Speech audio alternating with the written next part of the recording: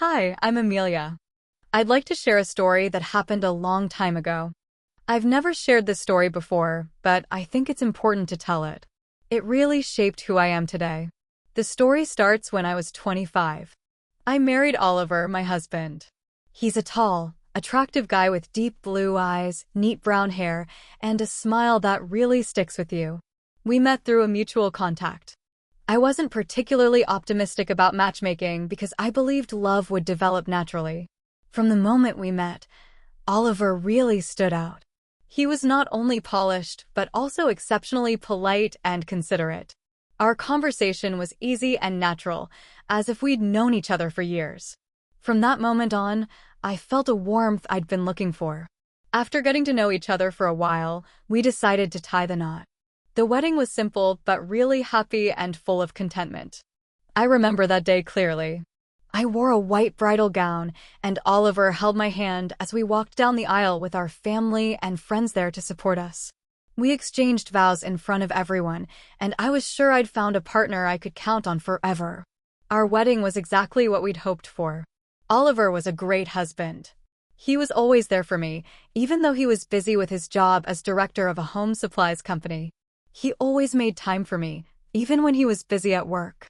After a long day, it was great to have time to grab a bite or chat. I was lucky to have a husband who supported me and a welcoming home. Our early married life was a bit like a dream come true.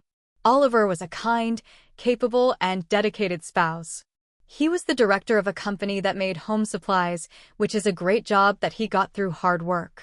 But because of his job, he didn't get to spend much time with his family. Oliver was always punctual. His day started at 6:12 a.m. sharp. Every day, Oliver got home at 9 p.m. Sometimes he was later than usual because his company wasn't close to our residence. Even though he drove a luxury BMW, it still took him nearly an hour to get to work each day on the rare occasions when he had to go on unexpected business trips. He'd be away from home for 1 or 2 days, which left me feeling pretty empty and missing him a lot. Dining alone often made me a bit down, but I told myself that these sacrifices were worth it for our future.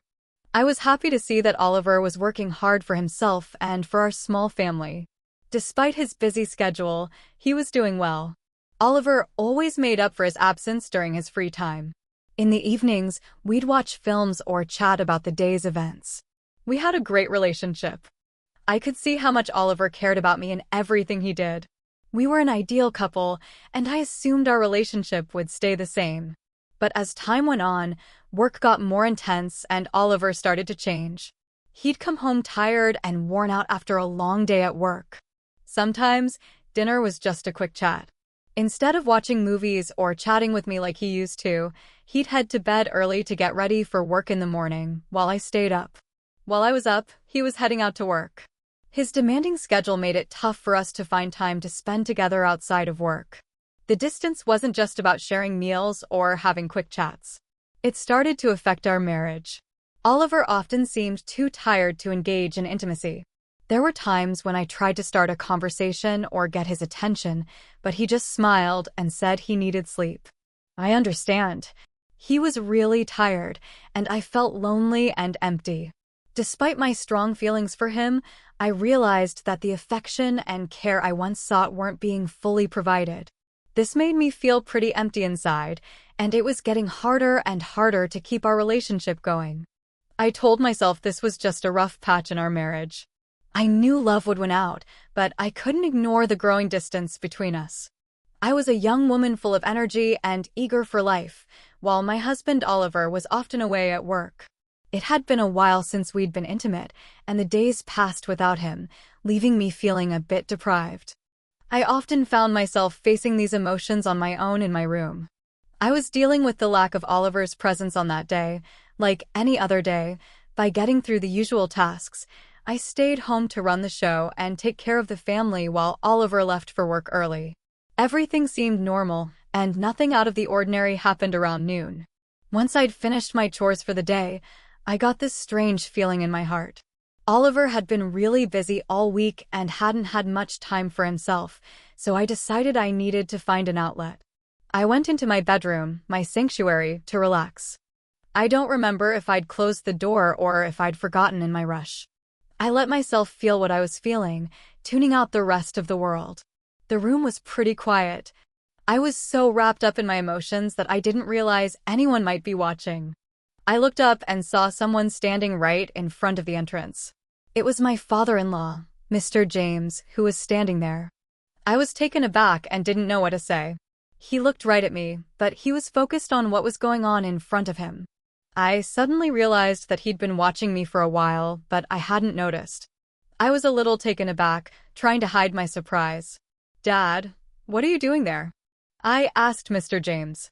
He seemed a little uneasy. He said he was just passing by. Then he said, "Don't worry.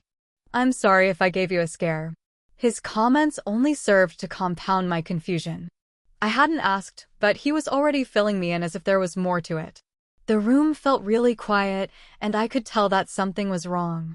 After that, Mr. James left quickly, and I was left with a pounding heart, unsure of how to handle the situation. I couldn't stop thinking about him standing at the door all day. I thought that was the end of it. It wasn't late afternoon. The kitchen was bathed in a soft yellow glow from the sunset. I was preparing dinner as usual. Oliver hadn't shown up yet. He was busy with work as usual. The sounds of knives and chopping boards, along with the aroma of food simmering on the stove, filled the house with a peaceful ambience. I was wearing a white tank top. I was in my usual attire of a top and a knee-length skirt, feeling comfortable at home while I concentrated on cooking. I had this uneasy feeling that someone was watching me. At first, I thought I might be imagining it, but that feeling didn't go away. It stayed sharp and clear, as if that gaze never left me. My heart rate slowed down, and I felt a tightening sensation in my chest. I slowly turned my head, and there was James, my father-in-law, looking at me. I looked up and saw my father-in-law, James, right at the entrance to the kitchen. His eyes were fixed on me, and I could see he was really surprised. He didn't look away, but just kept staring. I was a bit surprised too, so I spoke up. I tried to keep my voice calm and steady. "Dad, what are you looking at?" When he heard my voice, Mr. James seemed taken aback, like he'd been suddenly roused from a distant reverie. His face flushed slightly, and he stammered, "Oh, I was just thinking." Then he turned and left, pretty quickly. The kitchen. He seemed to be walking a little unsteadily. I stayed there, my heart racing, feeling both confused and uneasy. His behavior made me think back to past events. Since he saw me in a vulnerable moment, I've noticed that every gesture and glance he makes towards me is different now. It's not just a dream. He's been looking at me for a while now. Sometimes I see him smiling to himself when he looks at me for a while. I've tried to think of it as a father's concern for his daughter. I couldn't shake the feeling that something was off. His accidental touches in the narrow hallway made me a bit uneasy. They were quick, but they startled me. I wasn't sure if he was doing it on purpose or not. But his actions made me increasingly uneasy. I noticed him watching me from a distance on several occasions, but I couldn't quite read his expression. I wasn't sure if it was curiosity, guilt, or something else. I felt a bit uneasy in his presence in this place. I still remember James's gaze that afternoon. I'm not sure how to handle the situation, or if I should just forget it ever happened. It was a nice morning. The sun was shining, and we were having breakfast together as a family. The atmosphere was relaxed. Then, towards the end of lunch, my husband Oliver looked up at us and said he was going on a 4-day business trip. He let me know he'd be out of the office that day on business. He said it was a big project and he couldn't pass it up. I just smiled and nodded, but I felt a bit down. I missed having him around the office. He usually left right after breakfast, as he did this time. I started cleaning up the table and putting the dishes away, ready to wash them. My father-in-law was still there as well. James and I decided to stay at the house. The atmosphere suddenly became really quiet. I was still focused on my work, but I felt a strange warmth from behind. Mr. James's strong hands suddenly grabbed me and pulled me close. I was taken aback and dropped the towel I was holding as my heart started racing before I could respond. Mr. James said, "Amelia, I'm sorry." Could I take up just a moment of your time? His words made me stop in my tracks. I was pretty taken aback by what I just heard. I could feel my heart racing. I wanted to step back, but I couldn't. I took a deep breath and tried to stay calm. Father, you can't keep going like this, I said in a calm voice. I was wrong, but Mr. James wouldn't let me go. He gave me a tighter hug, and I could feel his breath on my ear. I could tell there was a lot of tension. He kept going, his voice full of emotion, but I couldn't tell if he was feeling regret or anguish. Amelia, I know this is wrong, but I can't stop feeling it. I've been holding on to this emotion, even though I know I was wrong to feel both guilt and rage. I tried to break free from his grasp, but he held me close, and then he continued speaking as if he wanted to share all the feelings he'd kept hidden for a long time. I can't stop thinking about that image. I didn't mean to, but I can't stop thinking about you. I'm sorry, but I'm having a bit of a hard time controlling myself. I felt my face flush with embarrassment, anger, and anxiety as I heard these words. I tried to move him away again, this time with a bit more force. Finally, Mr. James released his grip on me, and I turned to face him. My voice was a little shaky, but I was determined to get my point across. Dad, I think you're making a mistake. I'm sorry, but I can't accept this. Could you please stop? Mr. James lowered his head and averted his gaze, but then quickly looked back up. His eyes showed he was determined to do something. He stepped closer, as if he was trying to hide something. Amelia, I can't keep these emotions inside any longer. I know this isn't the best approach. Do you see what I'm getting at? Since we met, I can't stop thinking about it. Do you have any idea how much this is hurting me? I take a step back, my hands on the edge of the table. I'm feeling pretty angry and scared right now. Dad, this isn't right. This is our family. You went ahead and did it anyway, even though you knew it was the wrong thing to do. Amelia spoke in an anxious, almost pleading tone. I promise you this is the last time.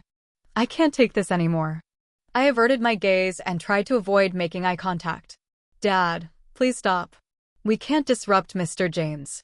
James took a breath, but he was still set on getting his point across. I'm still thinking about what happened, Amelia said.